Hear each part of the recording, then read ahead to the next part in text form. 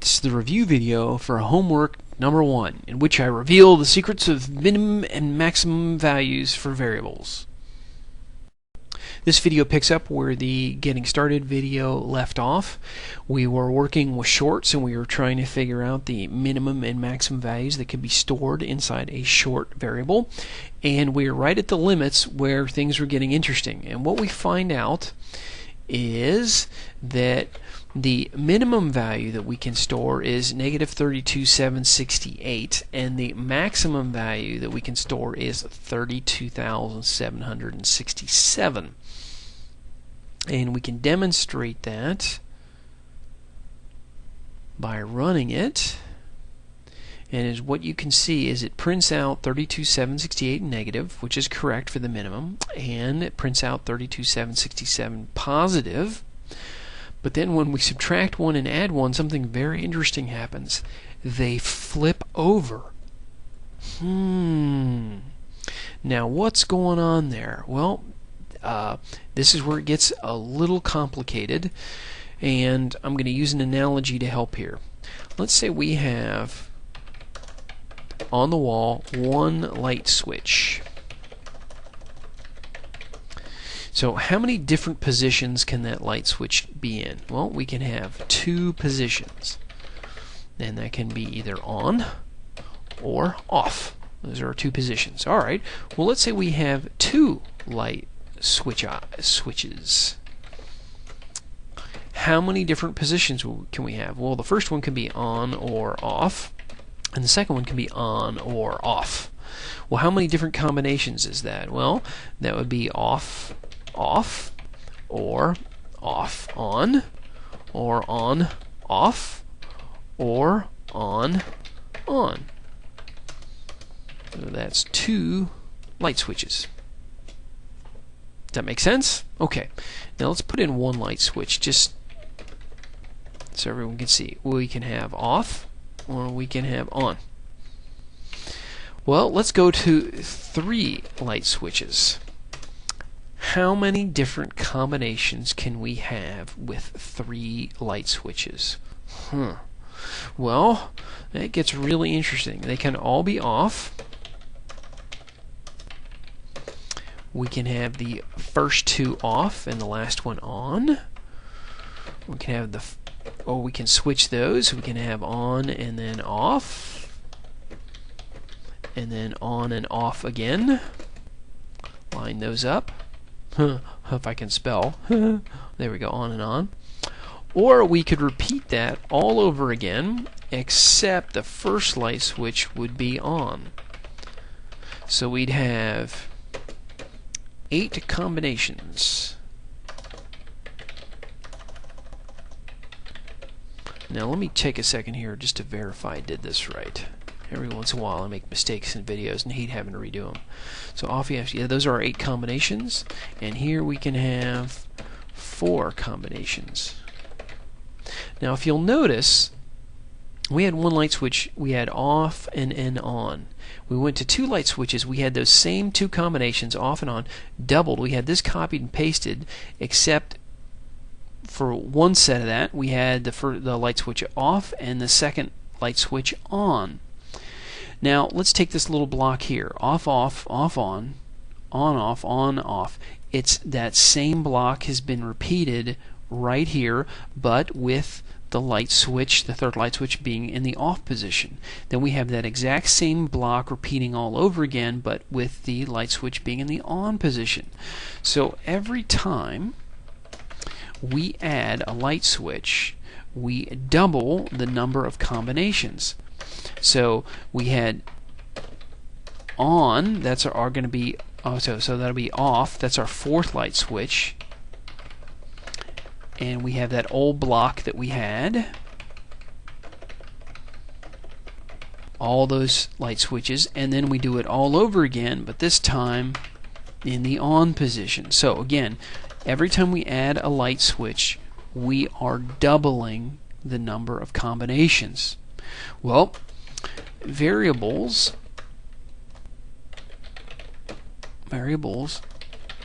are made up of light switches called, anybody? Does anyone know this? Bits.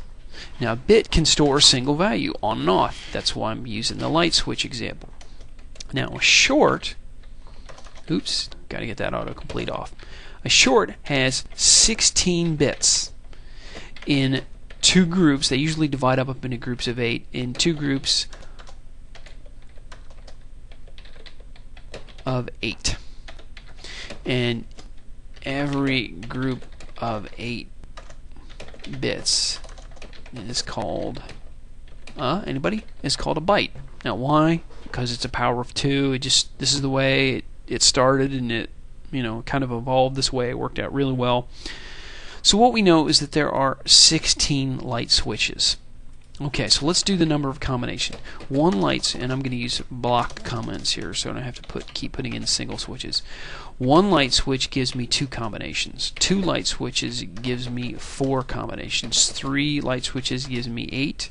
4 light switches gives me 16.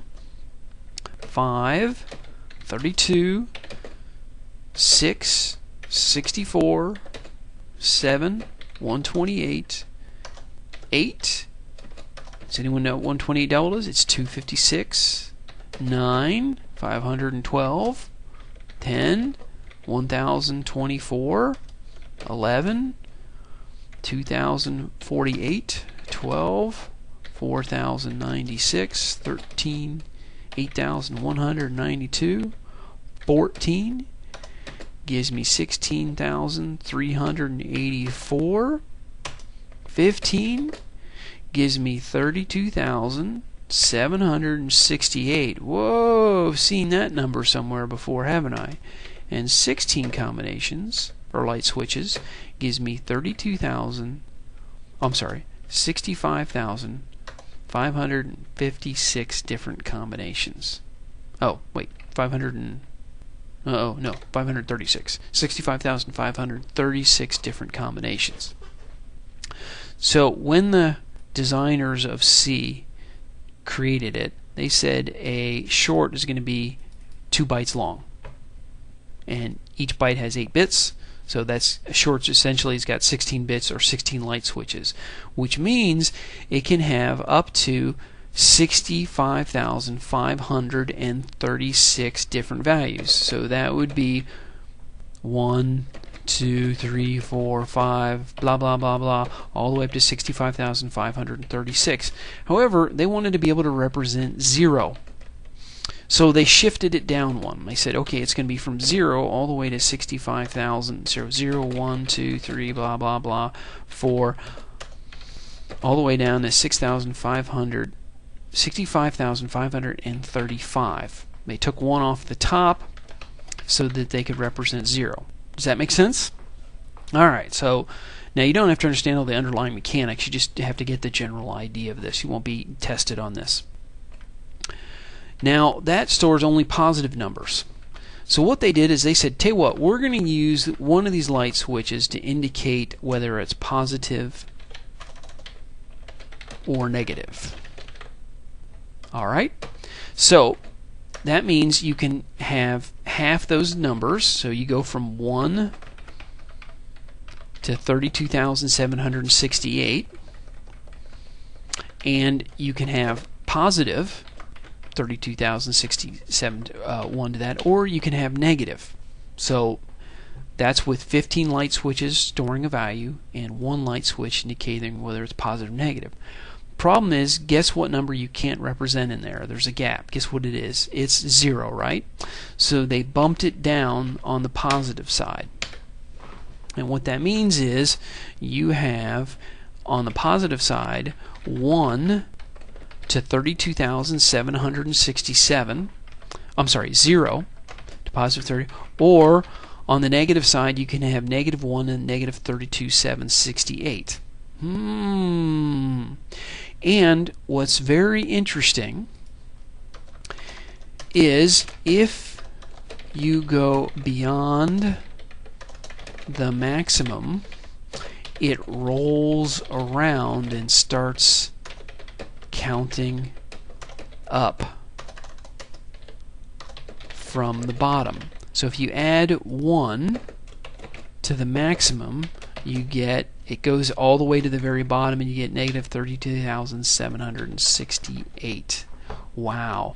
And if you subtract 1 from the bottom, it rolls around to the top and you get positive 32,767. Oh, isn't that crazy? So if you go beyond, it rolls around and starts counting up from the bottom, and if you go beyond the minimum, beyond the minimum, it starts count. It rolls around and starts counting down from the top.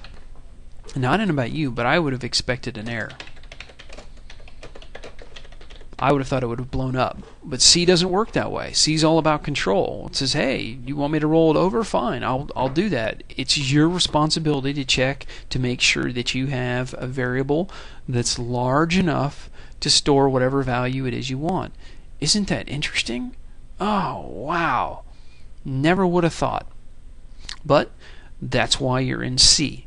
This is boot camp, and you're here to learn more fundamentals about programming than most other programmers out there. You're learning here about the nitty-gritty details, which is going to be painful in the beginning, but in the end, it's going to make you a stronger, more experienced programmer. And that is good. Why? Because you get fat wallet syndrome. Or you can have fat purse syndrome too. That's an awful thing to have, isn't it? Now, I'm not saying money is everything, but boy, it sure as heck helps. All right? So that is for a short. So let me go ahead, all those light switches. So just to recap, light switch is an on and off position. That's like with a bit. If you have one light switch, you have two combinations. If you have 2 bits, you can have 2 different combinations. Wow, and I can't spell combinations. If you have 3 light switches, that's 8 combinations. Remember, every time you add a light switch, you double. So you go 2, 4, 8, 16, 32, and so on. By the way, the shortcut to remember that is if you want to know the number of combinations, so number of combinations is equal to 2 raised to the number of bits or light switches. So if you have 16 bits, so for example, 2 to the 16th equals 65,536.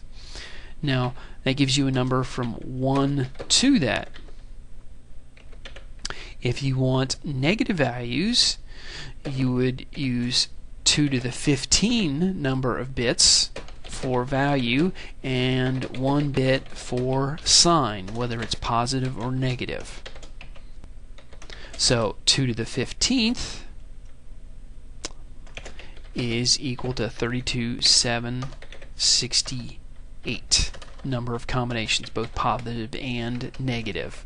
However, you need to drop the positive side down by 1 so that you can store 0, and that's why you have always 1 less on the positive side.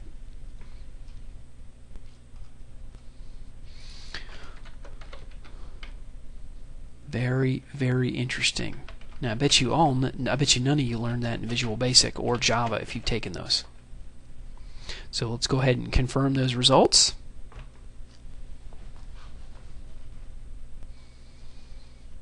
And wait for it to run, and that's exactly what we thought would happen. If you take 1 off the bottom, it rolls around to the top. If you take, if you add 1 to the top, it rolls around to the bottom and starts counting up. At this point, you might think, aha, this is easy now. He threw me for a loop, but that's not too bad. All right, so we'll go back to the homework, and the homework says we have to do the minimum and maximum for 4 different data types. We have to do integer next. Okay, so let's go ahead and we're going to copy all of this, and we're going to do it for integer. Now at this point we want to make it easy to read. So I'm going to put some comment blocks in here. Now ideally we'd use procedures, but we don't know about those yet. Extra credit in the homework assignment if you do. So we'll do integer. Alright, so we're going to have a kind of a long program here. And we do int. Come on, you stupid thing. There you go. Nope. There we go. Int. Alright, now here's something really pretty cool. We can, inside here, we highlight that. We do Control H. Remember how we get Control H? If you forget, you go to Edit, Quick Replace, Control H. The hotkeys are always there. So we're going to replace SHT with INT. That's our prefix, and we're going to do it for all in the current selection. Replace 10 occurrences. Wow, isn't that pretty cool? And this is int minimum maximum, and then we do the confirmation.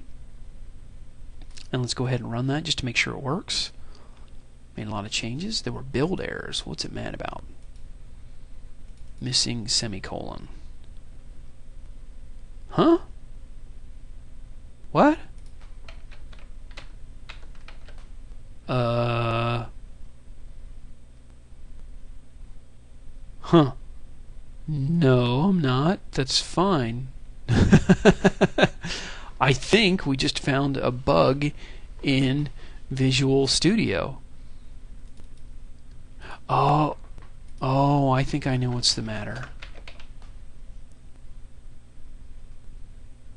Let me verify something here. Just make sure it works. Now let's see if it works. Oh, this is real interesting. This is something new to Visual Studio 2012, and I want to share it with you. Normally, you declare all your variables up at the top. Okay, and it's like the playbill for an opera or a play. You always have the cast of characters first. What I was trying to do is I was trying to declare some variables, have some code, and then declare more variables. Now generally it's really bad practice to do that. You're not supposed to do that at all.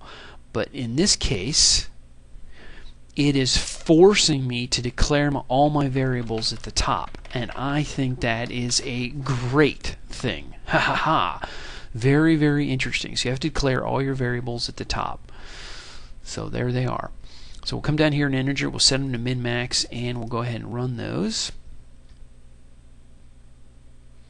And we look for int min-max, and as you can see, it's reporting that's the same, we're getting the exact same results. But there's a problem with this. Can anyone see? Alright, now if this was in classroom, I would give a shiny nickel for anyone who can show me the problem. Anybody? We used the wrong placeholder in our printf format string for our data types. Our data types are integers, and remember what the placeholder for those is? It's %d. Right? And that's where the prefixes come and save the day. Now if we didn't have those, if we didn't have the prefixes on there, we'd have to scroll up and look at our variable declaration to know what data type it is, and then come down in here and fix it. Alright? So now with the correct placeholders, let's go take a look and see what we get. Oh, now, whoa, isn't that crazy? Now, because we're using the correct placeholder, we are no longer at the minimum and maximum. Negative 32,769, negative 237,760, or positive 32,768. And while I'm here, let me fix the. Those are integers, not shorts. There we go. Now I'm going to cheat a little bit. We are going to go Google. Actually, I prefer not to use Google, and the reason for that is they have non-expiring cookies, and they use that to track you, and they save every search that you ever do. They never throw it away, and they share that information with other people. So they put you in all kinds of databases. So I think Bing does the same thing. One of my favorite pages is a start page. They do not track or save your information. And in this digital age, it's good to have to have a low internet profile. The problem with start page is sometimes it's a little slower, it times out, and I have to use something else. Now we want to find C integer minimum and maximum. Now we could have done this to start, but look at all the stuff that we wouldn't have learned. Sometimes minimum, maximum. Sometimes the tougher route is the more valuable because you learn a lot, and I can certainly say that about my business experiences. I left a company once, and I was going to move to the parent company, but my boss at the time poisoned my relationship with the parent company, and I had to go strike it out on my own. And in the short period term, it was a lot more difficult, but in the long term, I was much further along in my career because of it. So I was initially mad at my boss, but I'd like to go back and thank him because he actually did me a favor, even though he didn't intend to. So we type in C integer minimum maximum, and we see C integer limits on MicrosoftDevelopersNetwork.com. MSDN is a site that you are going to use in the future a whole lot. It's a great place to go. It's got a lot of information. So we are going to go out to that site, and oh man, this hurts my eyes. If you're feeling a little cross-eyed and it's hard to read, that's exactly everybody's initial experience. You get used to it. That's why computer people are kind of strange. Now, here's our integer minimum and maximums, and we can verify that we had the short. Now, it's interesting the way they write this. It's the same as the positive side minus 1. Now, you know why that is, because on the positive side they have to store want to be able to represent 0, so they take 1 off the top. So we're going to go ahead and we are going to copy this number, and we're going to go back to our code, and we'll paste that in and take 1 off for our negative side. Now that is 2,147,483,647 or 48. That is a great trivia question to know. You will be surprised how many times in life total complete strangers will want to know the maximum minimum values for an integer. It pops up in all kinds of places. And do we have the right number? How do we know we have the right number? Because it should roll over.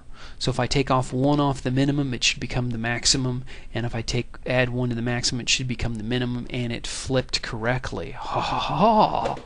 That's really neat. Now, you should know that on some machines, that value is different. Or actually, on some compilers, it's different. So if you're using another compiler other than Visual Studio, the minimum and maximum might be different. Why? Because on some machines, an int is the same size as a short, and on other machines an int is the same size as a long. So I try never to use them. I always try to use either short or long. Actually, they fixed them in Visual C#, but that is for another class. So we've got integers done. Woohoo! Next we need to move along and do according to the homework, we need to do longs. We'll copy and paste this code. Woo! Copy, not cut. And we will replace Control H int with LNG. That's the prefix for long. We'll do that for all of them. And we've got a few data types that we got to fix here. So this is a long. And oh, my printf's got mangled. So let's fix those. So PLNGF to printf. The unexpected consequences of search and replace. Now it's getting mad because my variables aren't declared. So let's go up here and declare them. So the data type is long and the prefix for long is LNG. So now I got my variables declared, and go ahead and long, and I like the Lunguger variable types. That's a new one. Maybe I should copyright it and try to make lots of money off it. No, I'm just kidding. So let's see if our integer is the same size as a long. So we'll go ahead and compile and run that.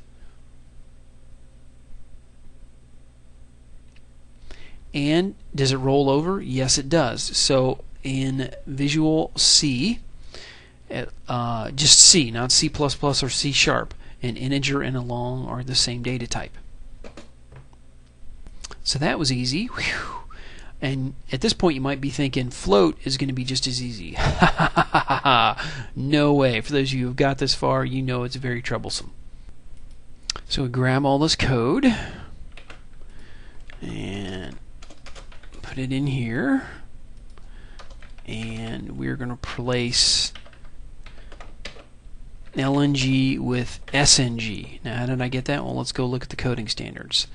The prefix for longs is LNG. The prefix for a single float is SNG, not FLT. It's SNG, as in single float. Oh, okay. Here, I'll give you. I'll put that on the quiz. I was going to ask you a question, but I'll put that on the quiz. No, I'll tell you here. It's just one of my favorite jokes.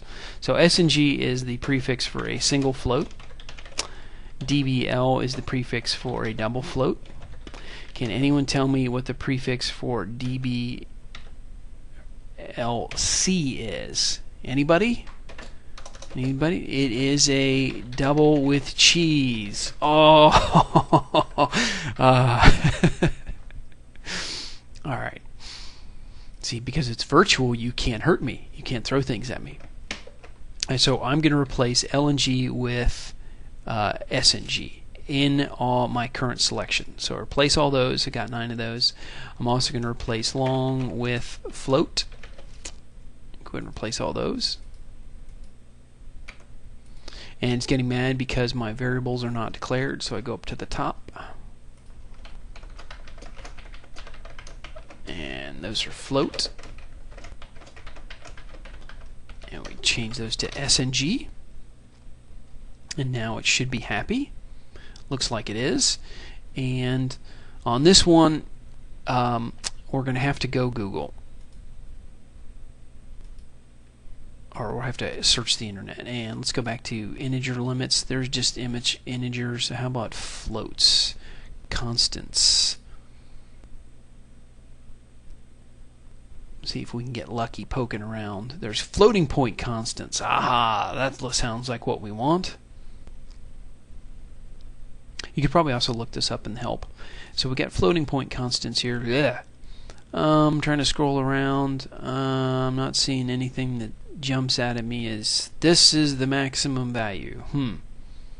Oh, there it is. Limits. Okay, so we scroll over just a bit. Epsilon double. Float maximum double. Alright, this I know from long experience is it. It's 3.4 blah blah blah e to the 38. So let's go ahead and go search for that. So C float. Hello? C float minimum and maximum.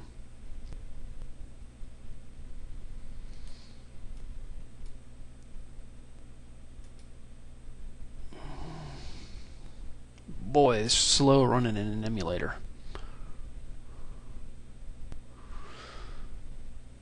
Alright, so what's it going to tell me? Oh, see, here's where it tells you how to use the limits. There's an include limits, and it says you can lose them, but you're not allowed to do that for this homework. So if any of you included limits and then set it to that, no, that was specifically in the instructions. Let me go back to that. You cannot use the built-in limits if you know what those are. Oh! Let's go back here. Floating point, types of floating point. Yeah, you might be searching for quite a while trying to find the min and max on this. This is not a trivial assignment. And remember that because this is boot camp, alright? I'm purposely making it tough. Here we go. 1e to the 37th. That's getting pretty close. we'll go with that value that I copied and pasted, and I will put, since I'm putting that in homework, I don't feel too bad about it. So it was 3.402 blah blah blah e to the 38th.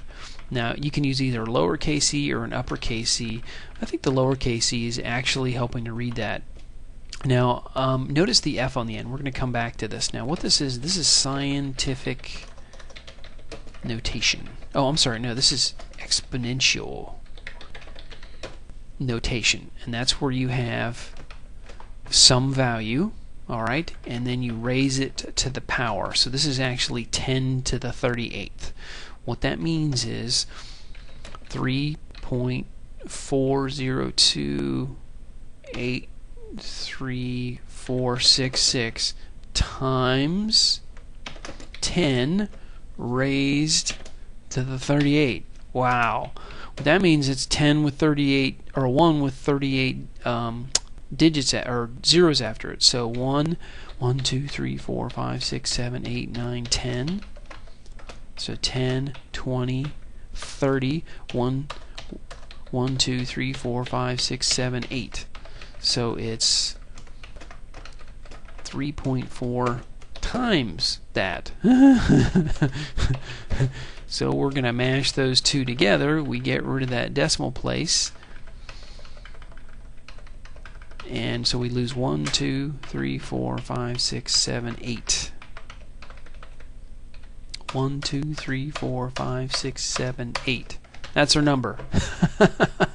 Let's put some commas in there just for an idea of how big it is. So right now that's billions, trillions, quadrillions, quintillions, sextillions, 7 tillions, 8 tillions, 9 tillions, 10 tillions, 11 tillions long. I know those aren't the real names for it, but it sounded like. So wow, that is a really, really huge number. Now we want that negative. That is the minimum value, not the smallest. Now if you may look around on the internet, I'll try to give you extra credit if you can find the smallest value that it'll store, not the minimum value. So now, just made a goof. When we went and printed out our longs, we didn't use the correct format specifier. Bad programmer. I would have lost points for that, but when I submitted, my grader would have marked it wrong, and I would have instantly fixed it, and I would have resubmitted it and gotten full credit. So let's pretend I did that. Now what's the format placeholder for a float? That is F. Now notice the F on the end of these numbers here. I'm going to take them off. Alright, and we're going to, did I make my variables already? Yes, I did.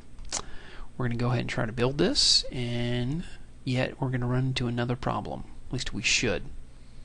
If they fixed it, I will be mad. Oh, they fixed it. Oh, I'm so angry.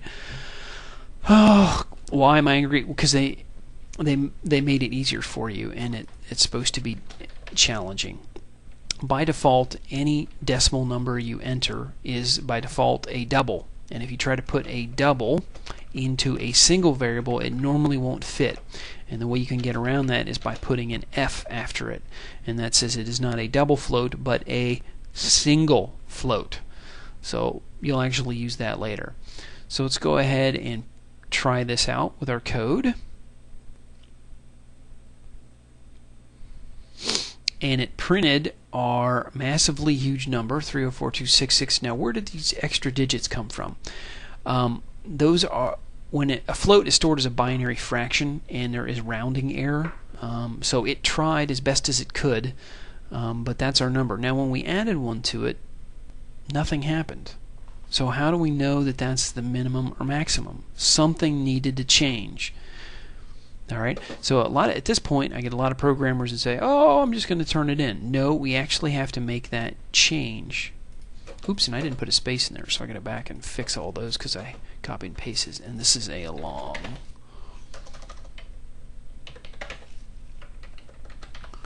So I'm going to put these in there.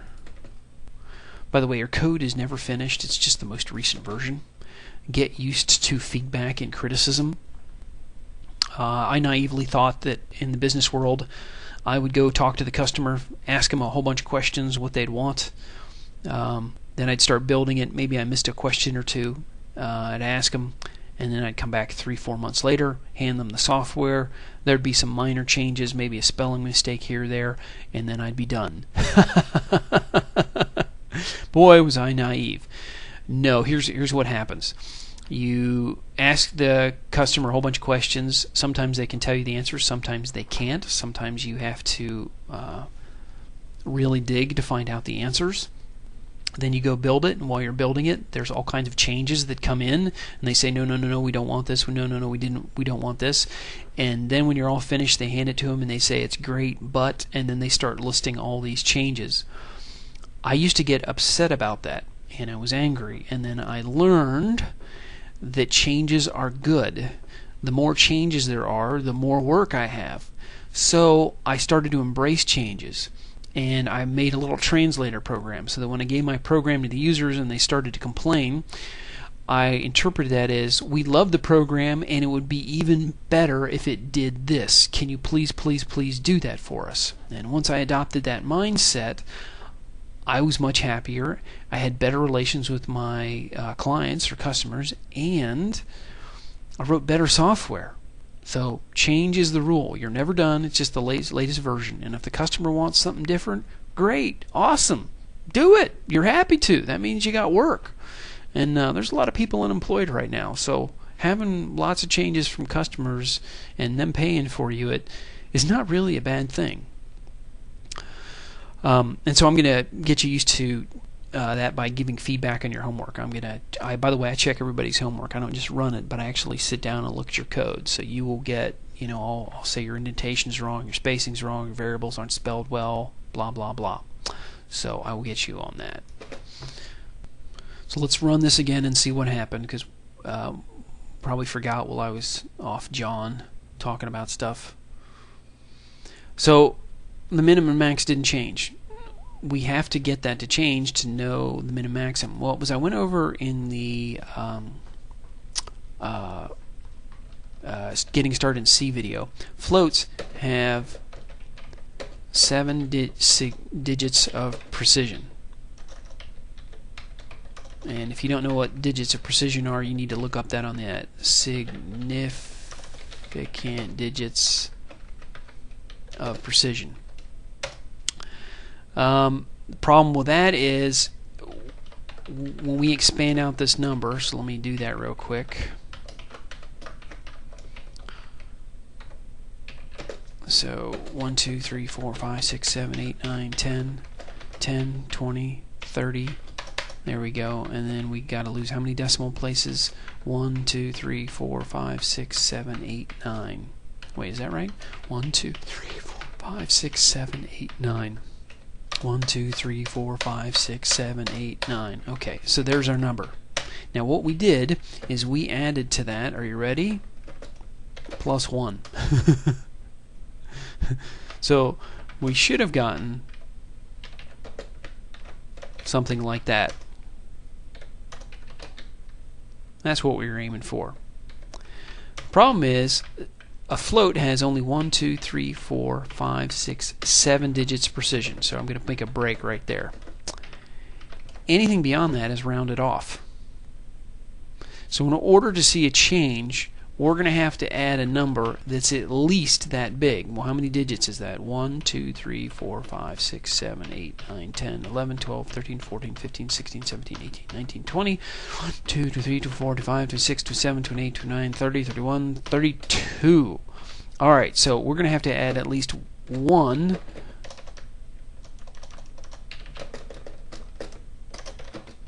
with 32 zeros after it.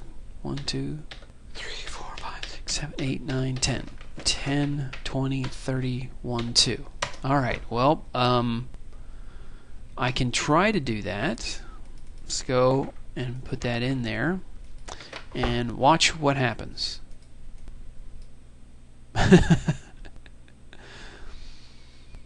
Your number's too big. Imagine that. Oh.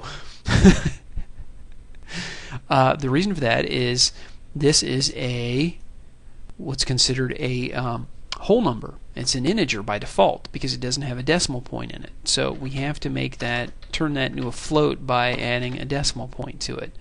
And now that should work. Now we don't want to double, so we want to tell it that it's a float. Now that's pretty hard on the eyes. So what would be better? It would be minus 1 e to the 32nd.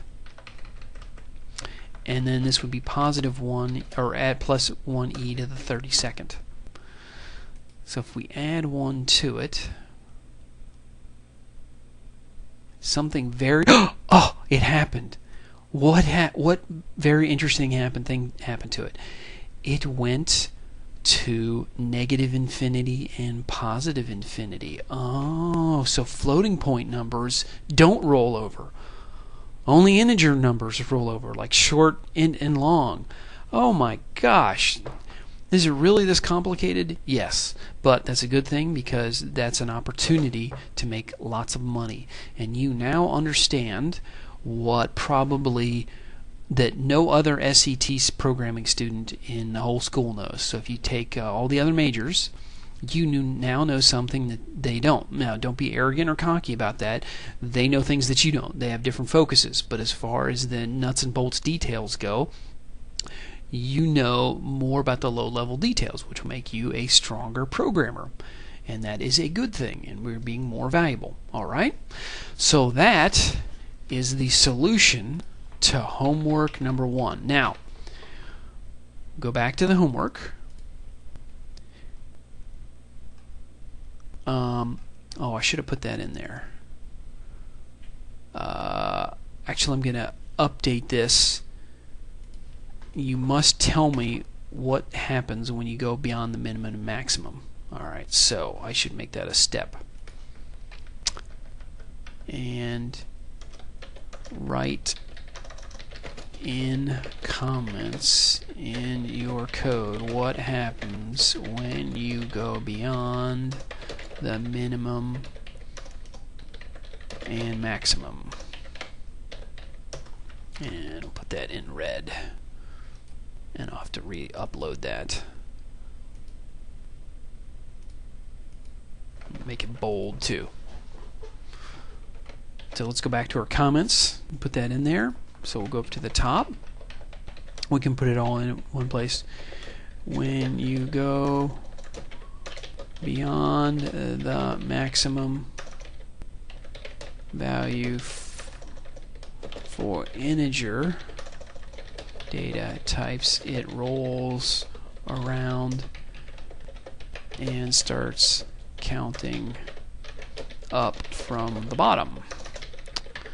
When you go beyond the minimum value for integer data types, it rolls around and starts counting down from the top. For floating point variables, it goes to infinity if you go beyond the minimum or maximum. Wow. Deceptively simple looking homework, wasn't it? There we go. And that is the end of this video.